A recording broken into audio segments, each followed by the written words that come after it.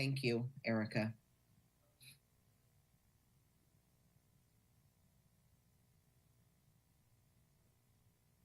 Can everybody hear me? Yes, we can. Okay, great. Okay, we're going to go ahead and get started. For those of you who have just joined us after closed session, welcome to this hybrid regular meeting of the Board of Trustees. Providing translation this evening are Claudia Lindgren and Julie Young.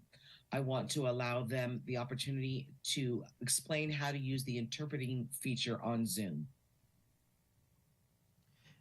Thank you, Ms. President. Buenas noches a todos. Los servicios de interpretación en español van a estar disponibles de una manera simultánea. En cuanto se enciendan los servicios de interpretación, si se pueden fijar en la parte inferior de su pantalla, en medio de la pantalla van a notar un símbolo de globo terráqueo o un símbolo de mundo. Si pueden hacer un clic a ese símbolo y después elegir el idioma en español, de esa manera pueden disfrutar de esta junta en una manera simultánea. Estamos a sus órdenes. Gracias. Thank you. Thank you so much. I am Lisa Pelosi, Board President, and I would like to introduce my fellow trustees, Jeannie Kerr, Laura Simon, and Sean Mora. Student representative to the board, Ms. Carolyn Wagner, is also here this evening. I would like to introduce our district staff, Superintendent, Mr. Ruben Aurelio, Chief Academic and Human Resources Officer, Mr. Christopher Heller, Chief Business Official, Mrs. Andy Stubbs, Executive Assistant to the Superintendent and the Governing Board, Ms. Erica Madrigal, and Napa Valley TV Technician, Mr. Trace Denna.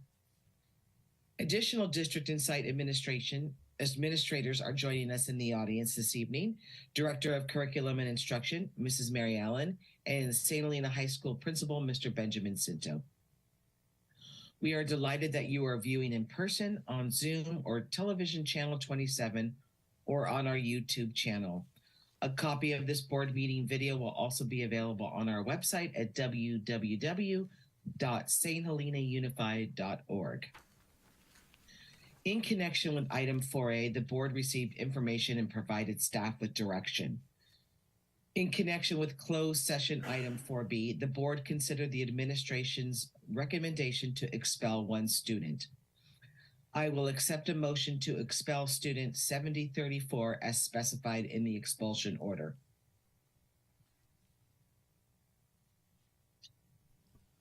I'll make that motion. Is there a second? I'll second. Ms. Madrigal, would you like to conduct the roll call vote? Trustee Mora? Aye. Trustee Simon? Aye. Trustee Kerr? Aye. President Pelosi? Aye. Motion carried. Thank you. Okay, item 5B, the flag salute. Please join me in standing in the Pledge of Allegiance. I pledge allegiance to the flag, the United States of America, and to the republic for which it stands, one nation, under God, indivisible, with liberty and justice for all.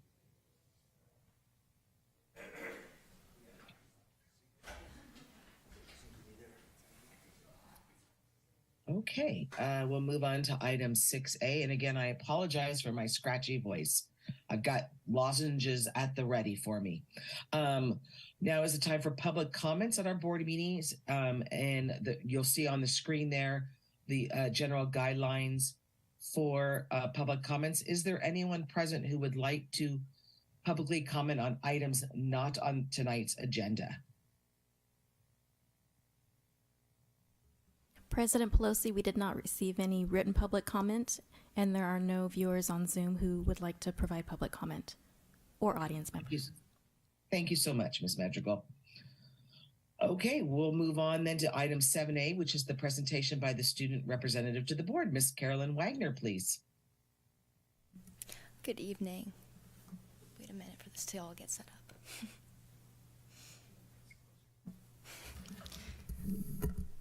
All right, next slide, please.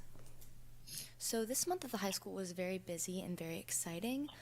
We hosted a varsity boys basketball tournament, which is a 3-day tournament with 5 other schools, which is really good for the boys to get out there and have those skills and play with teams that are outside of our league. So thank you to our athletic director for putting that all together. We appreciate that.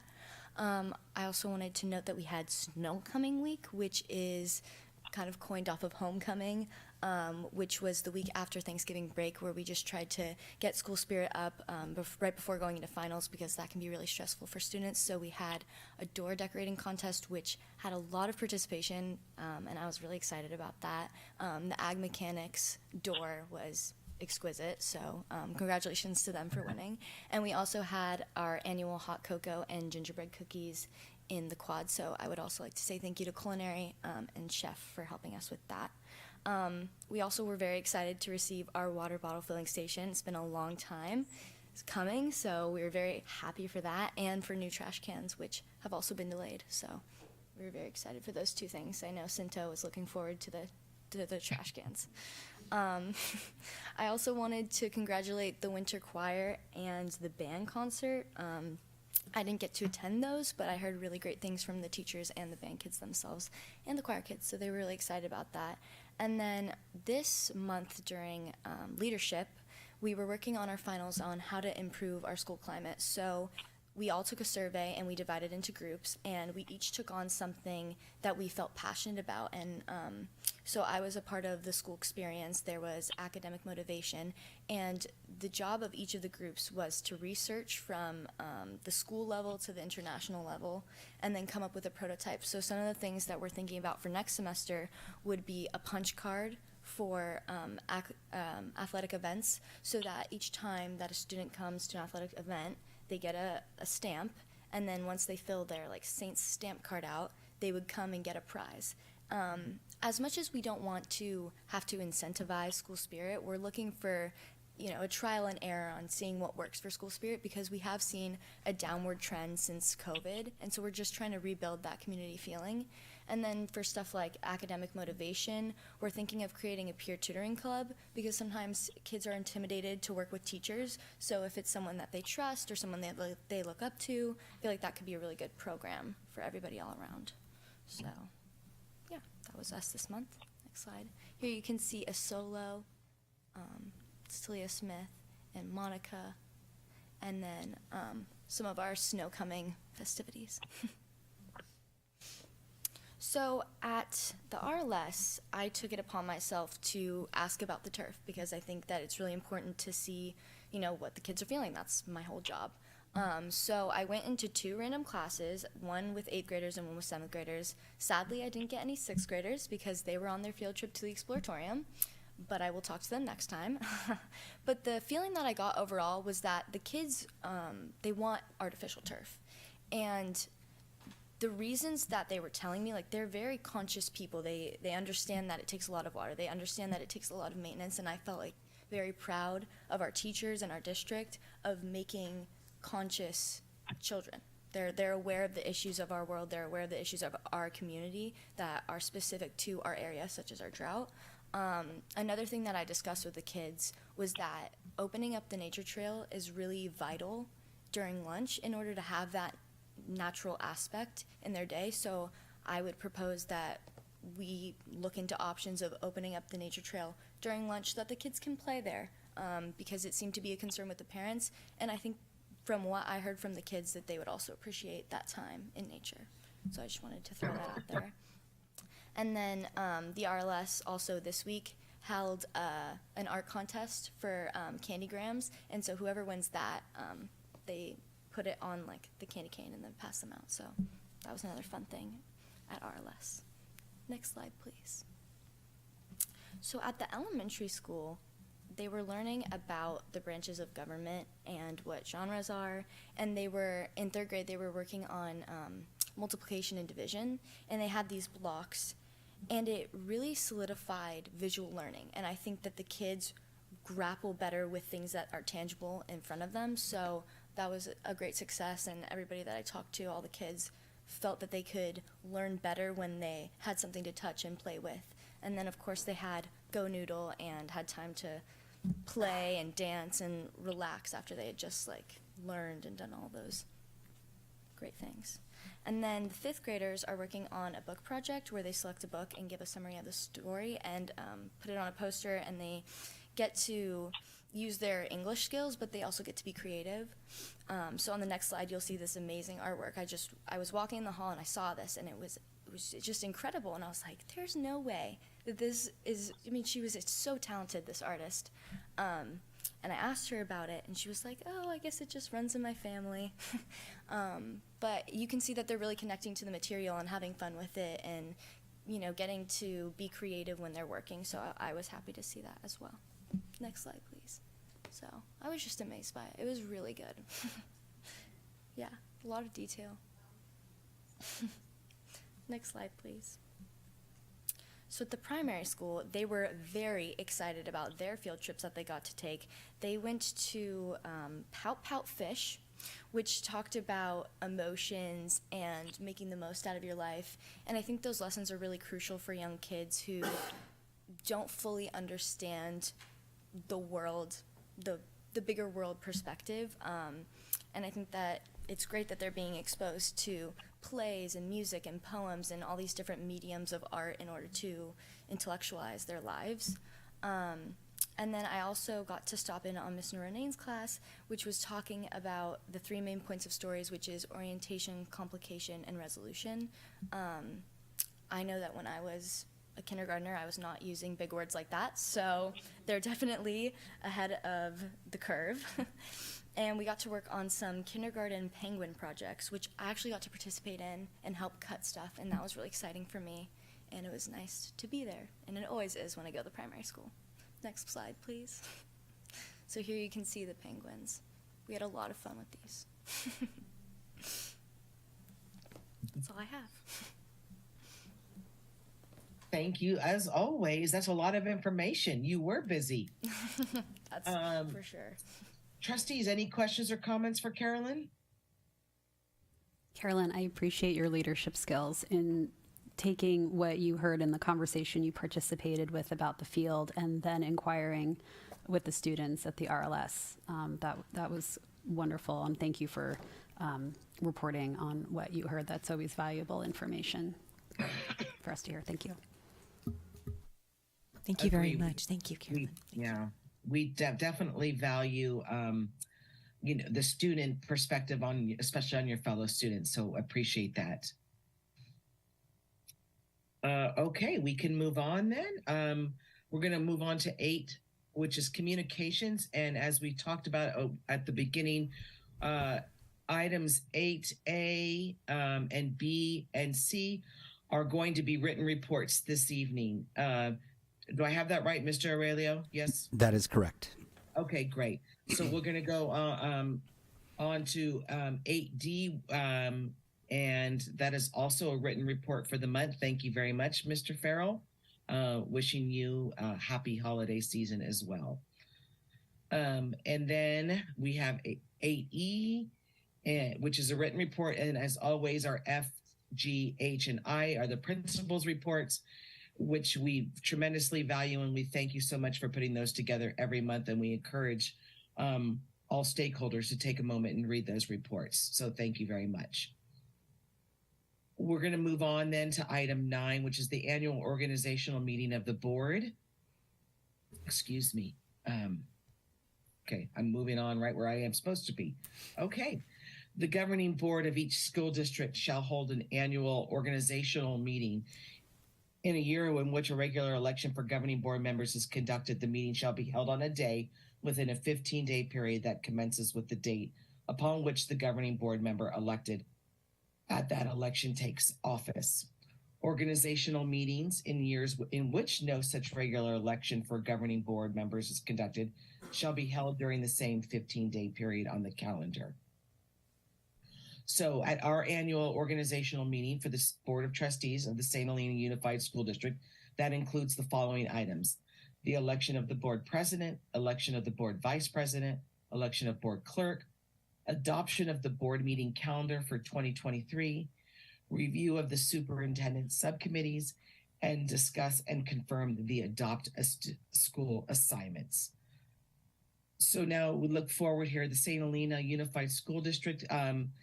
governing board is required to hold this meeting annually, and we will now address the following items for the elections of the officers and all of what I mentioned before. So item 8B is going to be calling on nominations for board president. Is there so at that point, I'll let somebody take the floor and make a nomination. I would like to nominate Trustee Pelosi for another term as the president.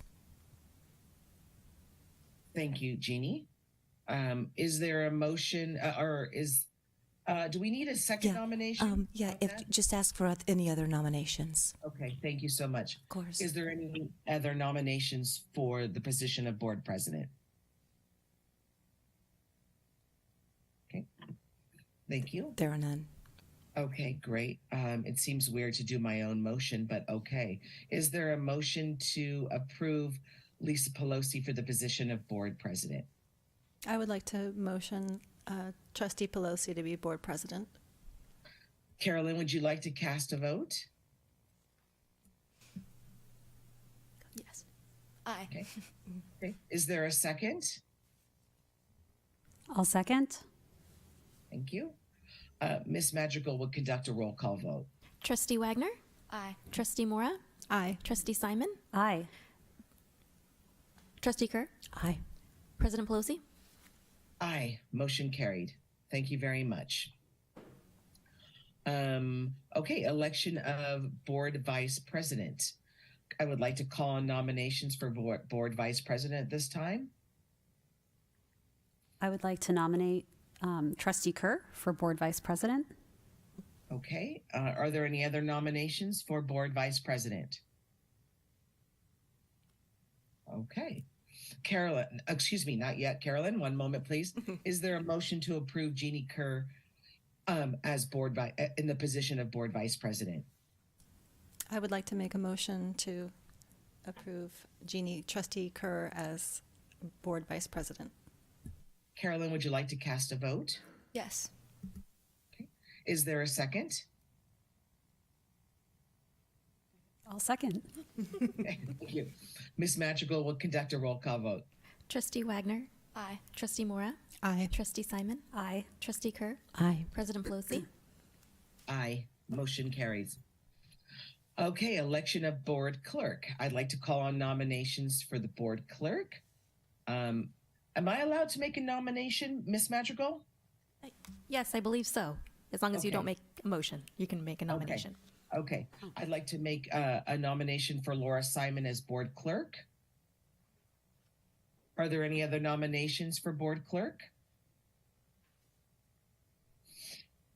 There are none. Is there? Sorry. No, there are none. Thank you. Okay. Is there a motion to approve Laura Simon in the position of board clerk? I'll move to approve Trustee Simon for the position of board clerk. Carolyn, would you like to cast a vote? Yes. Is there a second? I second. Ms. Madrigal will conduct a roll call vote. Trustee Wagner? Aye. Trustee Mora? Aye. Trustee Simon? Aye. Trustee Kerr? Aye. President Pelosi? Aye. Motion carried. Okay. Thank you, everybody. Now we're on 9E, the board to approve the board meeting calendar for 2023. You will see the listed proposed dates there. And those are usually the third Thursday of every month unless otherwise noted. And you'll see those two dates are asterisked in those instances. Excuse me. Trustees, do you have any questions? No questions. Okay. I have one conflict on May 18th. And I don't know how my daughter will be graduating from college and I will not be in town. So I don't know how pressing that is at this time. Mr. Aurelio, how you feel about that, or if we want to address that closer to the time. But I know once we post that, we need to stick to the dates. I think we can address it as we get closer. Okay, perfect. Okay, thank you. Okay, is there a motion to approve the 2023 board meeting calendar as presented?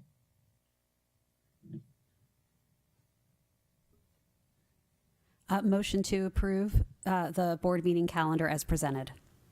Thank you. Carolyn, would you like to cast a vote? Yes. Is there a second? I'll second.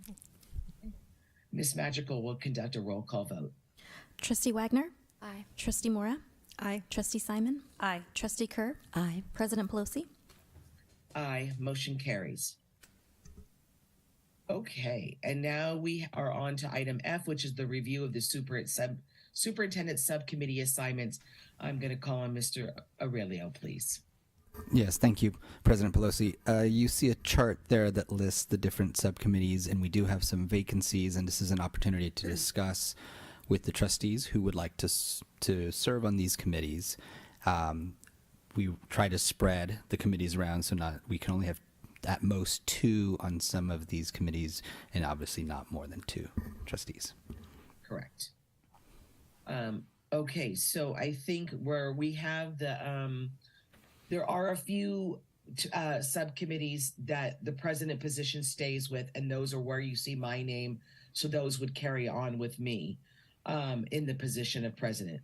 And am I correct on that? Correct. Okay, great. So we can start at board policies. And I'm just going to have a roundtable discussion here as we do assignments and first throw it out there to see if there's anybody who would like to sit on the board policy committee.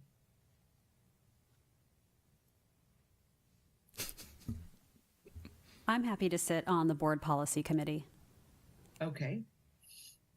And I am as well. So if there's no other takers, then I'm happy to sit on that policy committee. Unless Trustee Kerr and Trustee Mora, are you okay with not? I'm sorry, it's a little bit hard for me to see. So I guess for me, sorry, as Trustee Mora, if you can't see, Okay. I'm the least experienced with that, so I don't know if that's a position that should be filled by someone that has been on the board longer. And then if there's other reassignments down below, I'm happy to do it. I just don't know if that's the right assignment for me.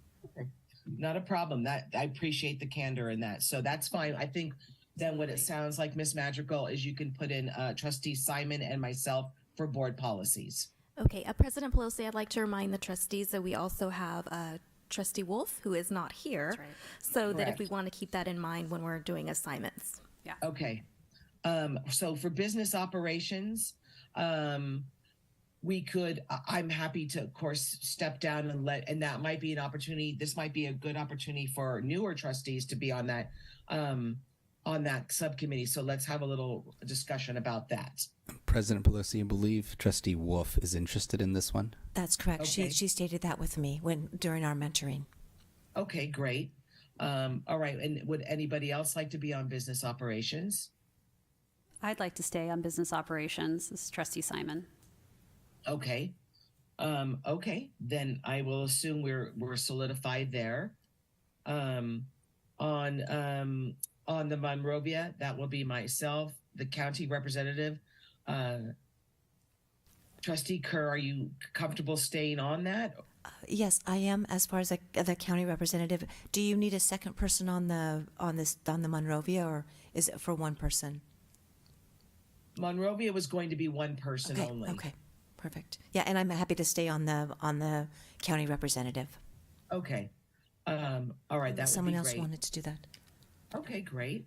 Thank you. LCAP steering committee. So we can have two trustees on that, and perhaps that would be another good opportunity for Trustee Wolf, because since that is our foundation of our governance is an LCAP, that as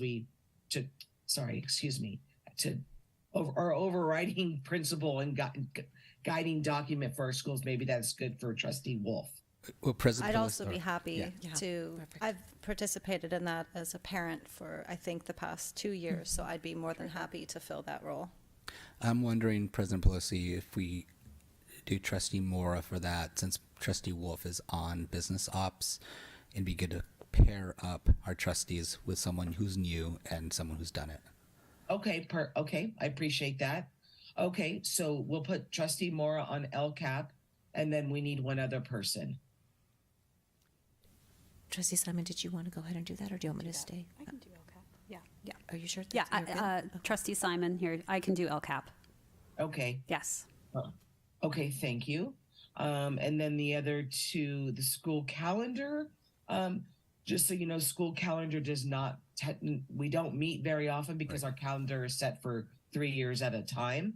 And I'm happy to stay on that. But again, I'm open to hearing if somebody wants to be on that. If you need someone, I'm happy to participate. The other one is I have also been sitting in on the equity and belonging, new name, but for the past few years. So I'd be happy to if there's too many for Trustee Simon at this point for what you've signed up for. Yeah, maybe we want to watch that for you, Trustee Simon. We don't want you to. Simon has 3 right now. Yeah. Thank you. That's 3. So Okay. maybe, And the school calendar, I mean, Trustee Wolf. go ahead. Was somebody going to say something? I'm sorry. No, sorry. I just said Trustee Wolf is the other, if she needs a second one. Okay. Yeah, I mean, I can stay on school calendar and put Trustee Wolf on with me. Okay. Yeah, Okay. that sounds good. Okay. Student discipline. That has that That I is believe- the position of board president is student discipline, that committee. Okay, that's what I thought. Okay. And so then we have down to the last one, student equity and belonging. And Trustee Mora would like to do that, and we need one other one. So I think Trustee Simon will recuse you from this now because you got a full load already. And I So- would be happy to continue on the student equity and belonging. Okay, and is that what kind of committee load does that give you? Trustee Just Garrett? the county rep and student equity. So Okay. not very much. I mean, it's very manageable. Okay, all right. All right, well, that's great. Ms. Madrigal, do you have all that? Is that clear? Yes, I have on the board policy committee Trustee Simon and President Pelosi. On the business operations committee, I have Trustee Wolf and Trustee Simon. On the Monrovia group is President Pelosi. County representative is Trustee Kerr. On discipline, I have President Pelosi. On the LCAP, we have Trustee Mora and Trustee Simon. And then on student equity and belonging, we have Trustee Mora and Trustee Kerr. Okay. And calendar, Pelosi. Calendar is Pelosi and Trustee Wolf. Okay. Okay, thank you so much. Okay, item 9G is to discuss and confirm the assignments for the Adopt a School program. As you can see, we have the list in front of us, and typically what we do these annually as well. And the idea is to have trustees, if they have children in the school district, not to be assigned a school that they perhaps have students in. So at this point, I know that Trustee Mora has expressed an interest in the elementary school. And I just want to have a little more discussion about that. If there's anybody else that, wants to move around, or if you trustees are comfortable staying in your current assignments at the high school and the middle school, you can let me know. Sorry, excuse me. My voice is going. Yes. So right now I'm at RLS Middle School, and I'm happy to stay at that assignment. And I know when I was speaking with Trustee Wolf, she was excited about the St. Helena Primary School possibly doing that, being the rep for that. Okay, that's great. So in light of that, if Trustee Wolf takes the primary, then Trustee Mora can have the elementary, and you and Trustee Simon stay in your current positions. Is everybody accepting of that? Yes. Is that okay? Yeah.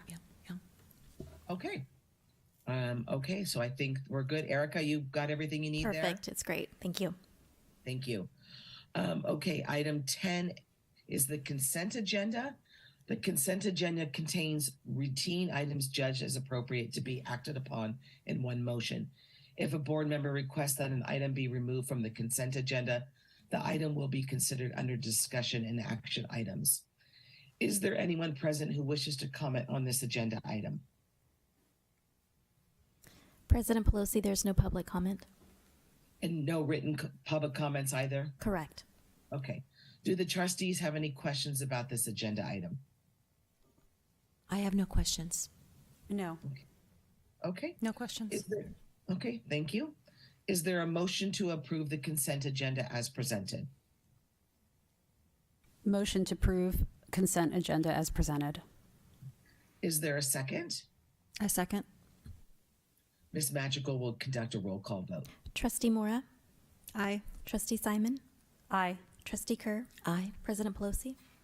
Aye, motion carried. Thank you. Okay, item 11, 11A is the board-related items, and we have a report on the California School Boards Association. This is a written report, just to remind everybody. And so if there's any questions, trustees have any questions?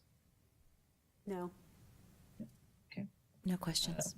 Okay, no, just a comment that it was really nice that we were able to attend the CSBA all together, in addition to having Mr. Heller with us as well. And we're always very grateful for the opportunity to be able to do that as a board. So thank you. Item 11B is the request to accept gifts, donations, or earmarked funds per the board policy 3290. The Board of Trustees is required to accept any gifts, donations, or earmarked funds made to the district. If the Board of Trustees feels the district will be unable to satisfy the donor's conditions, the gift shall not be accepted. Can I ask Trustee Kerr to read the donations, please? I will. Thank you. The board is asked to accept with gratitude the following grants from the Napa Valley Performing Arts Foundation: a tuba purchase of $6,952.26, new band instruments, 8 trumpets and 8 trombones in the amount of $14,914.20, and Music in the Parks Festival trip funds in the amount of $5,295. Thank you. Is there anyone participating or present who wishes to publicly comment on this agenda item? There is no public comment. Thank you. Trustees, do you have any questions about this agenda item? No questions. Okay. Thank you very much to the donors. That's really wonderful. We got new big sounds coming from our band department, no doubt, here coming up soon. So, is there a motion to approve the list of donations as presented?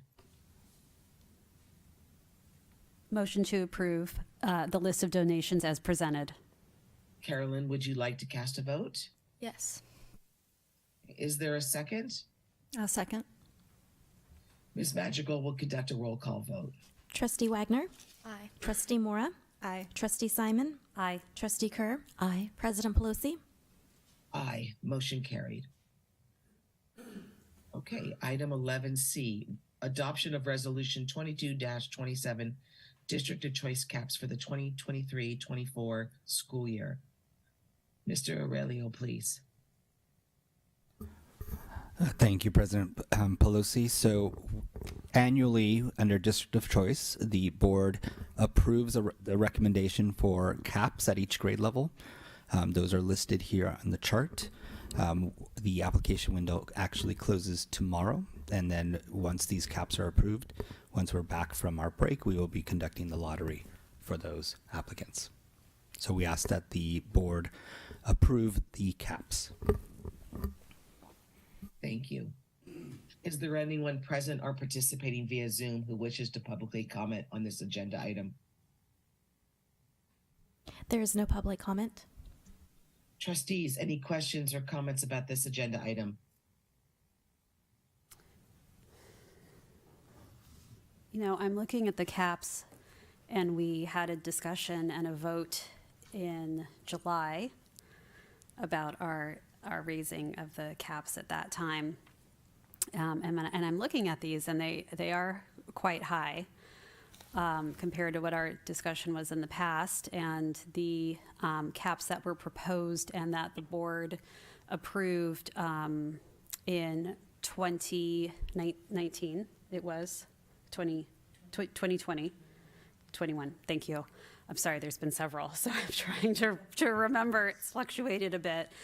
After reviewing the CASP scores and having lots of discussion around Wellness Wednesdays and the mental health of our students and our teachers, and coming back from pandemic, I'm looking at the numbers that we have, and I'm thinking as we continue to recover from pandemic-related learning losses, and again, after reviewing the most recent scores of the CASP from 2022, I'm not sure if I can support an increase in enrollment caps at this time. I know there's been discussion and concern about the first and second grade at 52 and 57. And while that does greatly concern me, and I don't want to see it that low rolling into middle school and definitely not high school, I can look at those low numbers as an opportunity for the time being to support those students in regards to really building a foundation in literacy and mathematics, and then come back and revisit the idea of increasing those two particular class sizes in the future. And I understand that the discussion has been from our last, in July, raising those caps early to allow students to begin their St. Helena school journey at an early age, to really become a part of the fabric of the school community, and I do take that into consideration. But those are my feelings right now about not leaning towards increasing the caps at this time. I think that we have to really think about the students that we have right now and take care of them and their learning needs, and not put added pressure on our teachers as they do their best to support the students that they have. And again, see these lower enrollment classes. Some of them, not all of them, are low enrollment, but use this as a golden opportunity to really support those students right now and revisit proposed enrollment caps in the future. Thank you. Thank you. Trustees, any other comments or questions? Well, I'm just going to speak from kind of the past years with the caps with this size, though. Many times we don't have that many applicants coming in. You know what I mean? So it's not as if we're gonna receive the applicants up to 80, because I don't think we've even have that as many applicants as we've had as the prior years. Is that correct? No, this application cycle has been one of the largest that I've seen. Oh, it has. Mm-hmm. Okay, got it. What I also wanted to say to that, and I'm really glad that you brought that up, Trustee Kerr, is that we will be possibly receiving students from districts who have not fared as well as our district in returning back to school so soon. I know that there is a neighboring district that didn't have their children return to in-person learning until 2 weeks at the end of the school year, and we do receive students from that district, which is Santa Rosa. And I really want to focus on the students that we currently have in our district coming out of this pandemic this year, as we talk about these increasing these enrollment caps for this next year. Thank you. Trustee Mora, do you have any commentary? Yes. So I also was kind of taking a history of past cap sizes from, I guess, pre-pandemic to now. And I have a similar concern that we know our learning loss and we know our students, and I would like to offer the gift of focus for those children that are in our district right now and the teachers. And I worry about the teachers still right now, knowing that there's a significant maybe acceleration need to get students back and significant focus on remediation. So I think my concern is more of the TK through 5 growing much larger, and I know it's just some grades.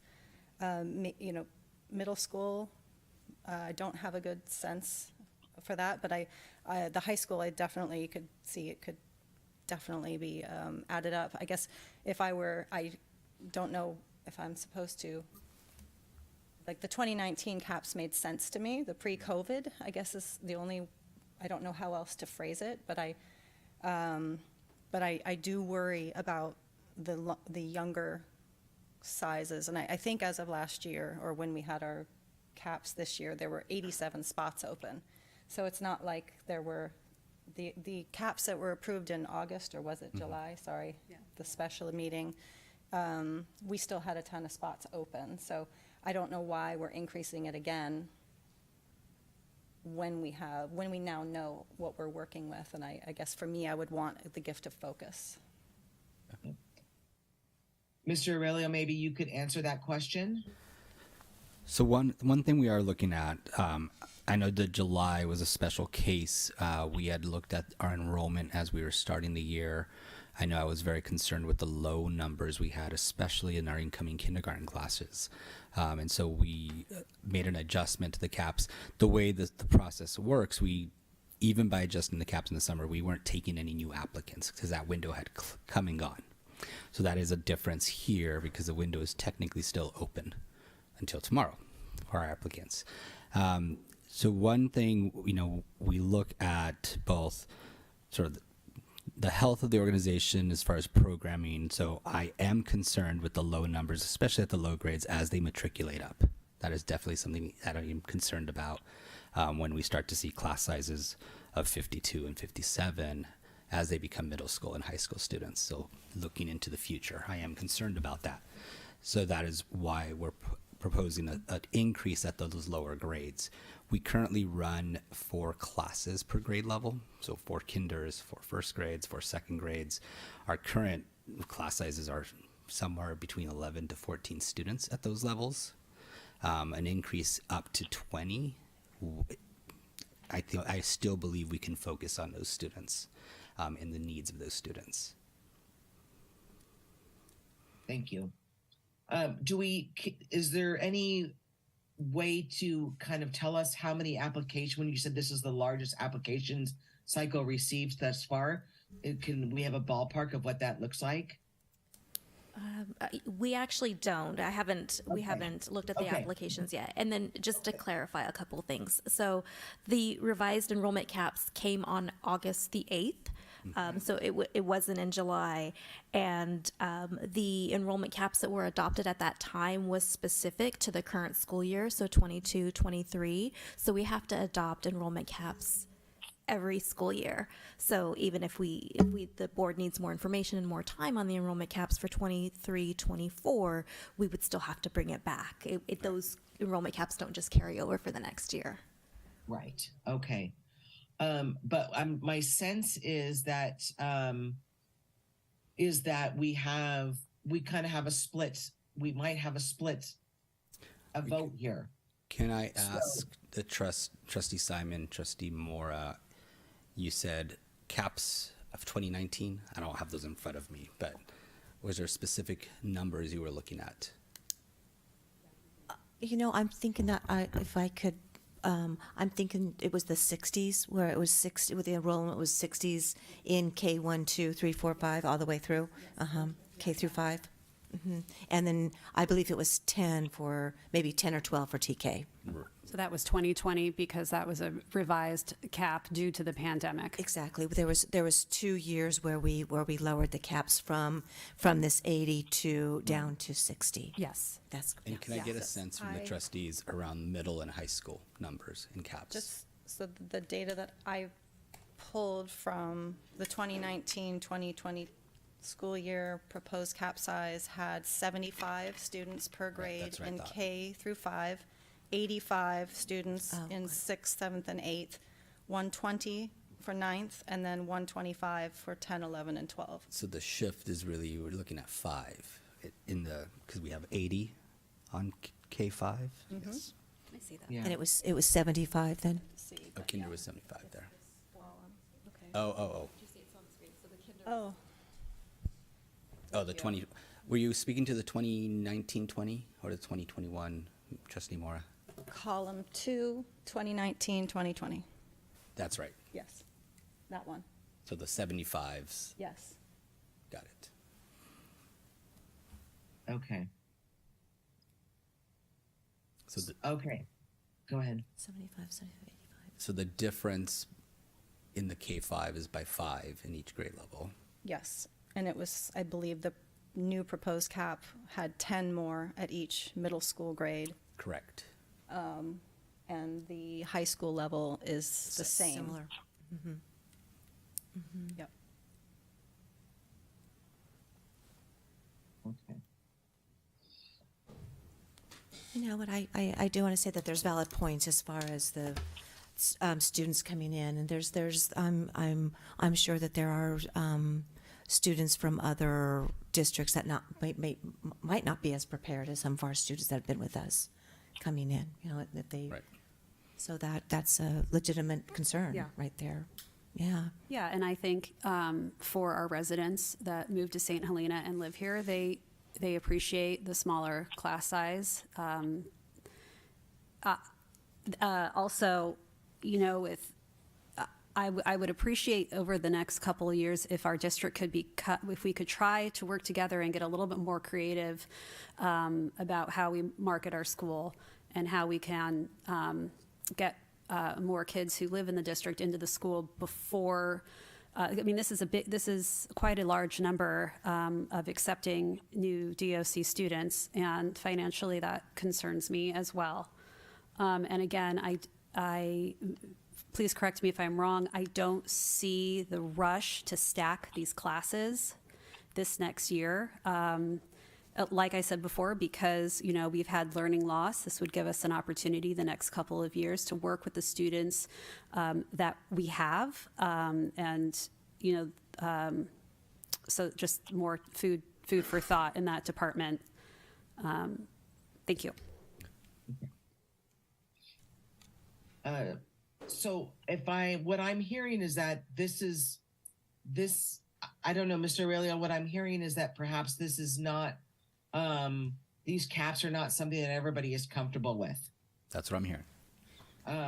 So I know they have to be approved, you know, every year, and our deadline is tomorrow. So we need to get to some kind of agreement this evening, do we not? No, we don't need to get the deadline for the applicants is tomorrow, but for the caps, Okay. we could bring this back. Okay, so trustees, would you like the district to bring us back some new caps for January? And Yes, yes, absolutely. and then just to correct, the application window closes today. Okay. Not Got it. tomorrow. Today. Yeah. Okay. But I'm sensing that perhaps we should, whether we have, you know, one-on-one meetings going forward between now and the next board meeting, however that works to get our questions answered, that perhaps we can then just move this for action till January. Thank you. yeah, I would we can do appreciate that. Okay. Is everybody in agreement on that, trustees? I would feel comfortable with that. Thank you. Yes, me as well. And logistically, Ms. Madrigal, so would we be able to accept the caps the same board meeting as we do the lottery, or would we need to have a separate meeting for? No, they can be done at the same meeting. Okay. In fact, we always create a wait list for our students first before we start adding students in, so that won't impact it at all. Okay, that would be fine. That'd be great. Okay. Thank you. Okay. Thank you very much for your flexibility on that. We appreciate that. Okay. We'll move on to item 8D is the information and approval of the revision of board policies, December recommendations. And I'm going to call on Mr. Aurelio for that, please. Yes, thank you. So we attached to this agenda item, you see board policy 5144.1, and there were some minor changes, adjustments made due to some policies by the state that we wanted to adjust and make sure we are current. And then we've attached the administrative regulation just for your reference as well. Okay, great. Thank you. Is there anyone present or via Zoom who would like to publicly comment on this agenda item? There is no public comment. However, President Pelosi, there is no action requested on this item at this time. I think that it was reviewed and staff would like more time to explicitly show the detailed corrections and revisions to the policy. So it's going to go one more time through a read with the policy committee my and then come apology. back. It No, said that's okay. action up there, so I apologize for that. Okay, trustees, any questions on this agenda item? I just have one question. I guess as we understand the changes is how, if it does impact what was just adopted in terms of sharing to students the matrix of behavior matrix and how it's handled, if any of this impacts that matrix, that we update the matrix, and maybe they're independent, I don't know, but I know the matrix talks about suspension and reasons for suspension, so that's all. Do you want to? Yeah, I'm gonna ask Mary Allen to speak to that. I know Yeah, she's been working on this That's okay. very closely. If you don't mind, Mary. Thank you. Good evening, everybody. It does not impact the matrix, so I can just answer that question right off the bat. Basically, the state is coming down with some just criterion, making sure there's been disproportionality across the California in reference to who's being suspended and the amount of students that are being suspended. So the state is going to start looking at all the policies around expulsion, suspensions for each district. So this particular review is, do we have a policy? Are we following the policy? Do we have due process? Do we have involuntary transfer protocols? So it's looking at all of that, nothing to do with the matrix. Thank you. And then it would also not apply to the subcommittee, equity subcommittee, where I believe it's the review of policies to make sure that everyone is treated the same. Right. Okay. It's not going to have any impact on that. I can tell you right now, looking and reviewing our policy, we reviewed the suspension expulsion last year, 2021. So everything we have in there is updated. There are some pieces of the AR that we need to look at to possibly update, but it's not impacting, it's not too many impacts. I can say that we're going to look at the discipline policy because there are some adjustments related to special ed and discipline that we need to add, but that'll come forward later. Thank you. Mm-hmm. Thank you. Okay, we'll move on to 12A, Student Learning and Achievement, the presentation of the 2022-23 RLS Site Strategic Plan. This is going to be written. You can see the thing, sorry, not written. It'll be presented in January. My apologies. Thank you. I have that correct, right? Yes, that we pulled this item off the agenda for this evening. Thank you. Thank you. I promise I'll get that. I'll get us there. Okay. Item 13A is review and consider approval of the 2022-23 first interim report. Mrs. Andy Stubbs, please. Thank you. And Erica, you'll advance this. Thank you. Okay, so as you can expect, we've had lots of changes since the original budget for this year was first being developed between April and June and then finally adopted in June of 2022. And so this first slide here shows some of the changes in revenue on the unrestricted side of the house. We did receive our property tax certification report, the first one for this year, and we do see an increase in property tax revenue in the amount of $770,000. And so that represents a 4% increase compared with last year. We budgeted for 2%, and we always budget, we have been budgeting at around 2% before the pandemic, and then again now. For a while we were advised to budget at 0% growth. And then we had some small changes in some other areas on the unrestricted side of the house, and then quite a few changes on the restricted side. I think I've counted about 24 different new resources just over the past couple of years that have resulted from one-time infusions related to COVID recovery, and then and also a couple of new ongoing resources. And so we'll talk about some of those later on in the presentation. With the one-time COVID relief funding adjustments, what we do is we book that revenue and those expenses when we're anticipating spending them. And I'm very excited to report too about the one-time arts, music, and instructional materials block grant, which we'll talk about a little bit later as well. And next slide. And so these would be the changes since the original budget on the expenditure side of the house, both unrestricted and restricted combined. And the first three categories would be personnel costs. So with certificated salaries, for example, we see a decrease there, which was anticipated because when we built the budget, we budgeted the highest possible entry level for certificated staff. And then when we complete that hiring, then they're placed where they should be on the salary schedules. And so inevitably, that's usually going to be less. With classified salaries, we see a kind of a big increase there, and that's because when the original budget was approved in June, we did not at that time include the 1% ongoing salary increase or the 3% one-time bonus for classified because we hadn't completed negotiating that yet. And so then we built it into the budget after, and so here it is in the first interim report. And then employee benefits with statutory costs, that's always a percentage of salary. And we do see a large adjustment there, which has to do with our STRS on behalf calculation. And so what that is over the past few years, we've started to have to book the state's contribution to our pension program on our books. We have to reflect what the state is contributing also, and so that calculation changes each year. And so that's why we see an increase there of the $332,000. That's on the restricted side of the house, and it's kind of a pass-through account. Next slide. And so with other expenses, most of the increases that you see there have to do with budgeting local donations, scholarships under services and operating, for example, and then budgeting also a lot of those new restricted revenues that you're seeing.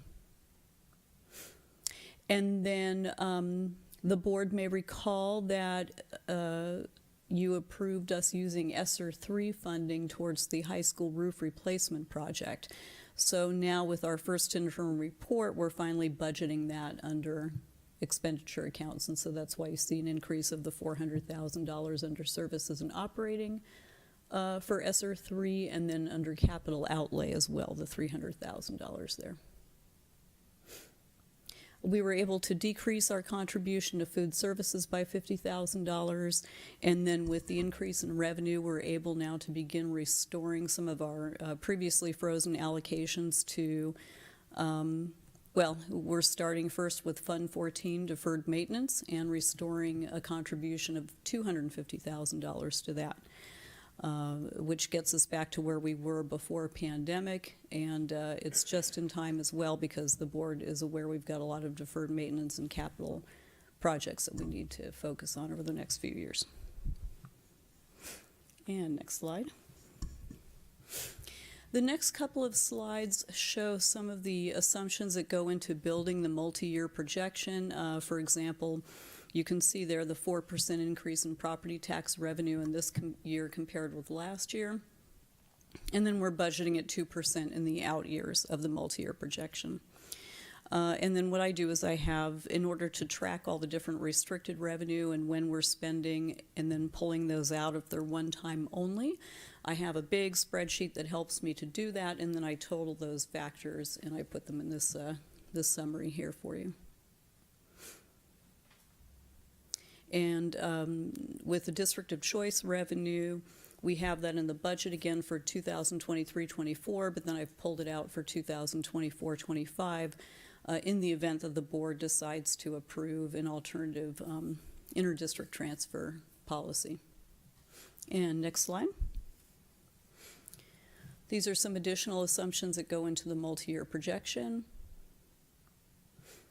The cost of living adjustment that you see below there for state aid districts, districts that are not basic aid, they are enjoying what we call a super COLA in the next few years, this year and the next couple of years, which impacts their revenue. But because we're a basic aid district and ours, we have the property tax revenue as our primary source, we don't enjoy that same COLA on the property tax revenue. We do, however, receive that COLA on some special ed funding and other resources.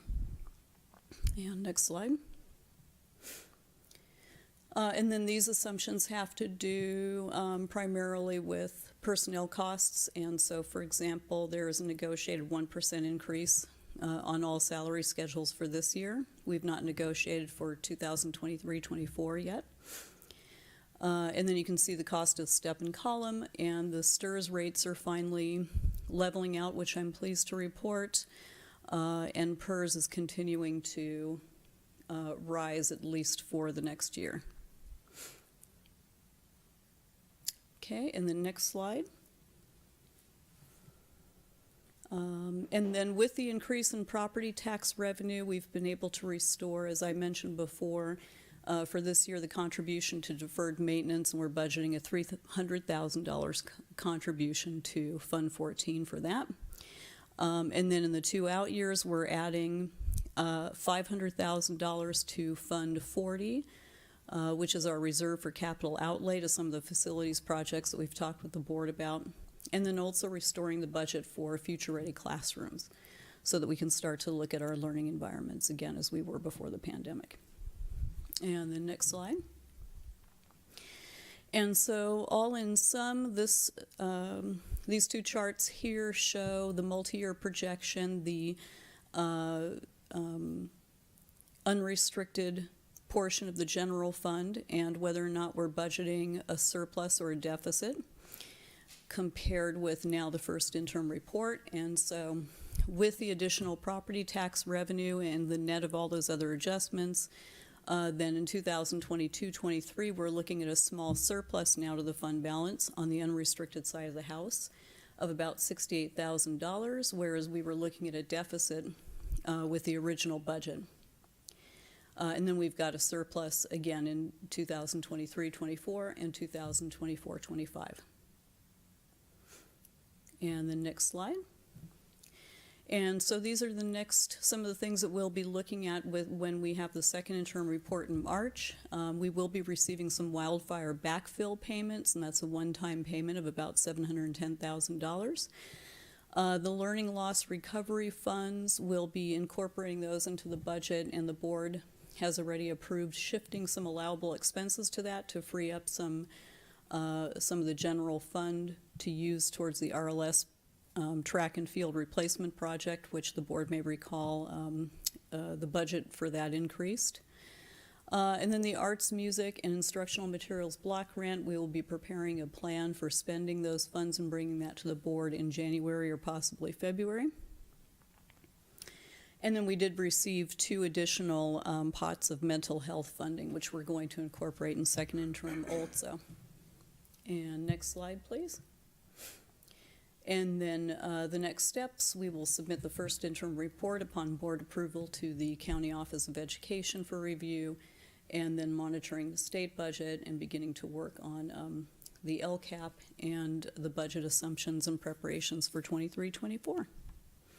And with that, I would ask that the board consider approving the 2022-23 first interim report.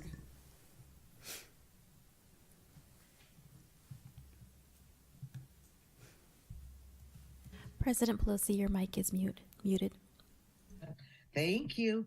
Is there anyone participating via Zoom or present who wishes to publicly comment on this agenda item? There's no public comment. Trustees, any questions or comments about this agenda item? I'm happy to start. So I'm looking at slide 10, the 22-23 second interim updates, and just a couple questions. The wildfire backfill payment, the $710,000, is that a restricted fund, or is it non-restricted? That's unrestricted. Okay, so we can use it for most anything that we would like to use it for. Okay. Yes, absolutely. Okay, and then for the arts, music, and instructional materials block grant, that was the one that was on the ballot just recently, right? Well, there's also that I think you may be thinking about the Prop 28, That's the what I'm thinking of, ongoing, right. and the distinction there. That was the Prop 28 was on the ballot, and that is an ongoing new revenue source. About 80% of which has to be used towards additional personnel to support arts That was my programming. question. Yeah, and then the remaining 20% can be used for other things. And the Prop 28 is supposed to be very site focused, where the principal's got discretion about how those dollars will be spent. So we'll be preparing a report for the board about the Prop 28 dollars, and then also the required spending plan for the one-time arts, music, and instructional materials block grant. Perfect. And so when are the Prop 28 money, when is that, when are they saying that that's going to be allocated to school districts then? I believe we will see an allocation this year, but I will double check and provide that response for the board. Okay, lovely, thank you. And then the arts, music, and instructional materials block grant, remind me again what that one is? So that is the allowable expenses focus on instructional materials around arts, music, and any other subject area, really. But it's the dollars are also very flexible because you can use it for supplies and equipment and things of that nature. So you could use those dollars towards musical instruments, for example. Okay. And so there are, I believe I included in the board Friday update a list of some allowable expenditures, and then we'll present on that probably in January and February as well. Okay, and I'm assuming that's one-time funding then? Yes, that's one time. We've budgeted half of it. I believe we're getting the first allocation shortly if we don't have it already, and then the second part will be coming in the spring. So we're going to budget the second allocation when we receive that. Okay, great. Thank you. Thank you very much. Same question, actually. Is there a time period you need to use it within? The arts, Same art grant, sorry. right? That one we have through June 30th, 2026 to spend that one time. And so when you say that a board-approved plan is required and in progress, something else is going to be coming to us with a plan to use that? Yes, Okay. yes. So you'll see an expenditure plan with our recommendations on how to spend the one-time dollars. With the Prop 28, I don't believe that requires a plan, but we will still, of course, update the board with how we plan to use those funds. It'll be incorporated into, at the very least, into one of our required financial reports, and so there will be board approval through that avenue. Thank you. Andy, question: do you predict any kind of new surprises, if you will, from the governor's budget when it comes out next month? For the 2023-24 school year? Yeah. I don't at this time, but I have signed up for my workshops, and I'm very curious to learn more about what will be in store. Okay, great. Thank you. Trustees, any other questions? No, it doesn't look like any more questions. Thank you. Thank you so much. Okay, is there a motion to approve the 2022-23 first interim report as presented? I'll make that motion. Carolyn, would you like to cast a vote? Yes. Okay. Is there a second? I'll second. Ms. Madrigal will conduct a roll call vote. Trustee Wagner? Aye. Trustee Mora? Aye. Trustee Simon? Aye. Trustee Kerr? Aye. President Pelosi? Aye. Motion carries. Okay, item 13B is public hearing, which I believe, do I have to have somebody conduct it there in person, or can I do it over this? We can hear you publicly, so it should be fine. Okay. So thank I you don't so know much. if Vice President Kerr would like to strike the gavel. I'll strike the gavel when you're ready. Ooh, okay. All right. So give me one moment. Sorry, I lost my place here. I'm just, okay. The public hearing for the accounting of developer fees for the 2022, I'm sorry, is it 2022 or 20? because I'm just reading my dialogue here and it says 21-22. Is that correct? It is correct. It's for the previous years, so All right, 2021, okay. 2022. Okay. For the 2021-22 fiscal year is now open at 7:10 p.m. Comments during this public hearing should be limited to the accounting of development fees for the 2021-22 fiscal year. It is our goal to hear from all who wish to be heard. We now invite members of the audience to address the Board of Trustees. This meeting will remain open for at least 1 minute.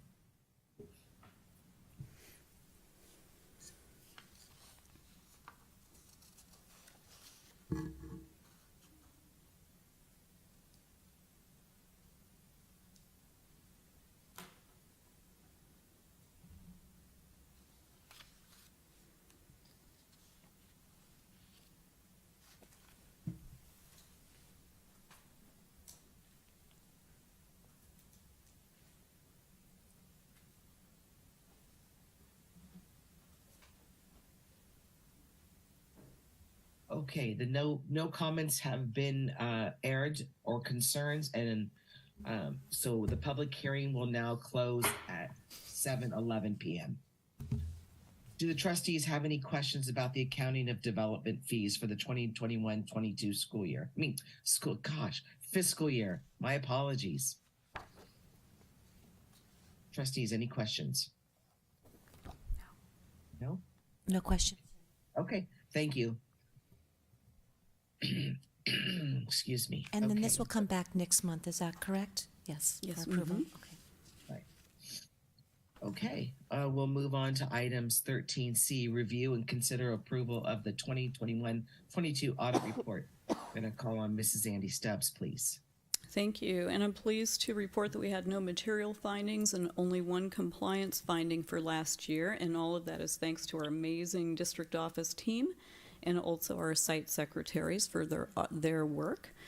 The compliance finding had to do with a plan that we were required to submit for some new funding, and that would be the Expanded Learning Opportunities Grant Fund plan, and so the board approved that along with this new revenue source. However, we were supposed to submit it to the Napa County Office of Education within 5 days of board approval, and we didn't do that. We submitted it later.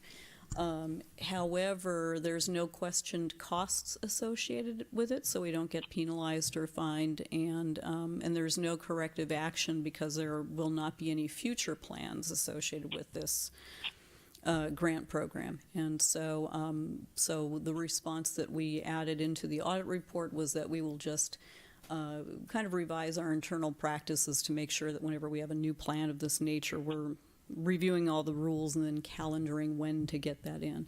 So, but I was very pleased that with probably 24 different new resources and all the, the challenges with some of the COVID response funds in particular, that was our only finding. And so with that, I would ask the board to approve the 2021-22 final audit report. Thank you. Is there anyone participating via Zoom or present who wishes to publicly comment on this agenda item? There is no public comment. Thank you. Trustees, any questions about this agenda item? I have no questions, but just a compliment. As always, thank you very much to you and your team for all of the work that you do and keeping our books nice and clean and tidy and ready to go. So thank you very much. Thank you, Andy. Thank you. Thank you. Yes, I would like to echo that as well. It's really reassuring to know when those audits come back with no findings, and it is a big congratulations and a big dose of gratitude to you and the staff for making that happen. So thank you. Thank you. Is there a motion to approve the 2021-22 audit report as presented? Motion to approve the 2021-22 audit report as presented. Carolyn, would you like to cast a vote? Yes. Is there a second? I'll second. Okay. Ms. Madrigal will conduct a roll call vote. Trustee Wagner, Aye. Trustee Mora, Aye. Trustee Simon, Aye. Trustee Kerr, Aye. President Pelosi. Aye. Motion carried. Item 13D is contracts over $25,000 for December 2022. I'm going to call on Ms. Andy Stubbs as well, please. Thank you. And we have three for the board to consider this evening. The first is a contract amendment with the Up Valley Family Center, and our master agreement for this year for counseling services was in a not to exceed amount of $207,460, and that was for up to a total of 73 hours over 36 weeks during the school year. However, as we move forward in the school year, we've determined that we need to add an additional 8 hours a week of bilingual support to meet student need at the high school. And so that's why we're asking for this increase, which will increase the total not to exceed amount to the $222,180 for the year. And we don't always spend the full amount if we don't use all the hours and so forth, but we just want to make sure that we have adequate budget to cover it if we do use all of the previously budgeted hours, and then up to an additional 8 hours per week for the rest of the school year for additional bilingual support. I am pleased to report, though, that with all these different one-time funding sources, we're pretty much able to cover most of this contract with some ongoing restricted funding sources that we've always used towards this contract, and then also some additional new restricted money that we have.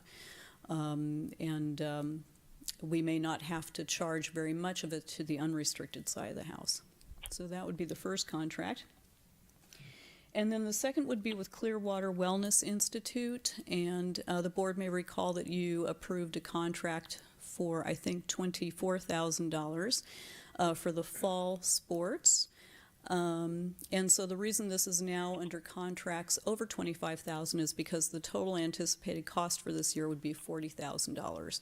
So we wanted to call that out and have that now be on contracts over $25,000. And moving forward, we've requested a proposal from the contractor in the spring of every year so that we have that, and we'll be budgeting for that and having the board approve the full amount in subsequent years as a contract over $25,000. And so the vendor, the provider for these services has been with the district for a very long, long time, and is just now this year kind of realizing an increase that puts her on parity with others in the area that are providing the same service. So we're pleased to really kind of revisit this, and her services are very valuable and much appreciated by the students and families, I know for sure. And then the final contract would be with American Time, and this is to replace our clocks across the district because over time, most of them have become out of sync and are no longer functioning very well. And so we are planning to purchase and then replace these using bond dollars. And so I would ask the board to consider approving these three contracts over $25,000. Thank you. Is there anyone participating via Zoom or present who wishes to publicly comment on this agenda item? There's no public comment. Thank you. Trustees, any questions about this agenda item? I had one, please. For the Up Valley Family Centers, the original contract you said is 73 hours per, or was that in It was for 46 weeks? It was for up to 73 hours a week over 36 weeks. A week over, okay. And is that across all school sites? Across all school sites, but I don't believe that we have any, I may need to turn it over to Mary Allen. I don't believe that we have any counseling hours that are utilized at the elementary or primary. We do. It's based on need, and so we see the higher need at the secondary level, so we allocate more hours, counseling hours, to the secondary level. However, we do have therapists at the lower grades. So we are able to maneuver them right now, but the majority of our counseling is at the middle and high school, with one specific bilingual counselor at the primary and elementary. Okay, and that's what I was also going to ask, because I knew we had on-site employees, and that's primary and elementary only. Do we have We have a counselor. So Dana Sabin is our counselor who is shared between the primary and elementary. Terry O'Leary is the counselor at the middle school, and then we have 2 counselors here, but it's different than mental health counseling. Correct. So do we have mental health counseling Yes. employees? Yes. So Okay. they're not employees, they're contractors, so we Contractors. contract for therapy. And it's different than this contract? No, it's in this Same thing. contract. Okay, got it. Thank you. You're welcome.